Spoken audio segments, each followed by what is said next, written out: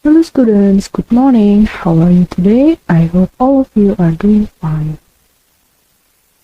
Welcome back to English class with me, Revi. Today we will study about descriptive text. Hari ini kita akan belajar tentang descriptive text. Dikarenakan kita masih berada dalam kondisi pandemi, maka proses belajar mengajar kita masih harus menggunakan metode pembelajaran jarak jauh. Tetap semangat, tetap jaga kesehatan. Salah satunya adalah dengan melakukan 3M, mencuci tangan dengan sabun, memakai masker, dan menjaga jarak agar kita sehat selalu dan pandemi ini segera berlalu.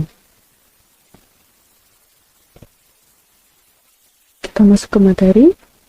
Materi hari ini adalah descriptive text. Kita akan mempelajari tentang pengertian dari descriptive text. Lalu ada social function of descriptive text, generic structure of descriptive text, dan language features of descriptive text. Descriptive text is a text that describes people, animals, and things specifically.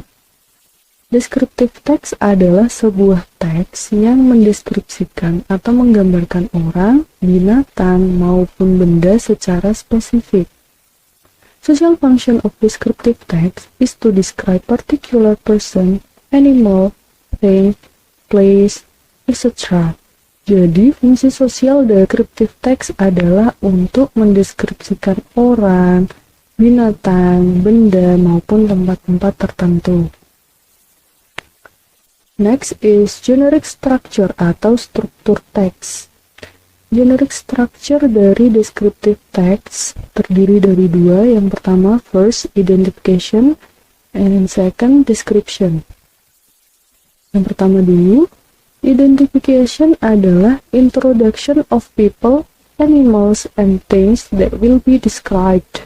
Jadi, identification ini memuat perkenalan awal dari orang, binatang, maupun benda-benda yang akan dideskripsikan pada teks tersebut. Kemudian nomor 2 adalah description. Description ini memuat tentang description of people, animals, and things. Memuat pendeskripsian atau penjabaran tentang orang, binatang, maupun benda. Biasanya berisi tentang ciri-ciri spesifik. Kemudian ada language features of descriptive text atau unsur-unsur kebahasaan dari teks deskripsi. Ada 4. First, the language features of descriptive text is to focus on specific participant. Jadi, descriptive text itu berfokus pada objek tertentu yang bersifat unik. Example, my book, Uncle Jono, my bicycle, Prambanan Temple. And then number 2, use of adjective. Adjective itu adalah kata sifat. Jadi penggunaan kata sifat untuk memperjelas noun atau kata benda. Example, a new bag. Sebuah tas baru. New merupakan adjektif atau kata sifat. A big house. Sebuah rumah besar. Big merupakan adjektif atau kata sifat. Kemudian number 3, use of simple present tense. Mengapa dalam descriptive text kita menggunakan simple present tense? Karena it tells facts about people, animals, and things. Kita menceritakan tentang fakta tentang orang, binatang, maupun benda. Jadi kita harus menggunakan simple present tense. Lalu yang terakhir atau nomor 4 adalah use of action verb atau penggunaan kata kerja yang menunjukkan sebuah aktivitas yang dapat dilihat. Example, study, write, cook. Next, kita akan melihat salah satu contoh dari descriptive text. Di sini kita lihat judul dari teksnya adalah My Best Friend. Baik, kita baca dulu. I have a best friend. Her name is Aya. Aya is my classmate. She is very friendly. Her hair is long. She is tall. Her height is about 160 cm. Aya is very diligent. She likes to study. No wonder she always gets good score in our class.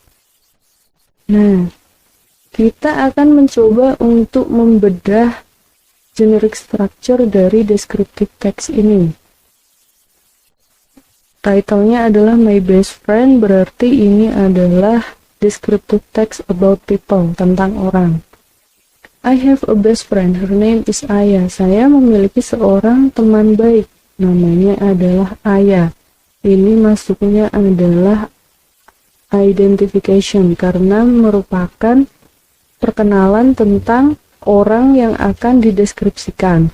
Kemudian untuk paragraf kedua, ini masuknya adalah description, karena memuat ciri-ciri khusus yang dimiliki oleh Aya, my best friend. Contohnya adalah she is very friendly, dia sangat ramah. Her hair is long, rambutnya panjang. She is tall, dia tinggi.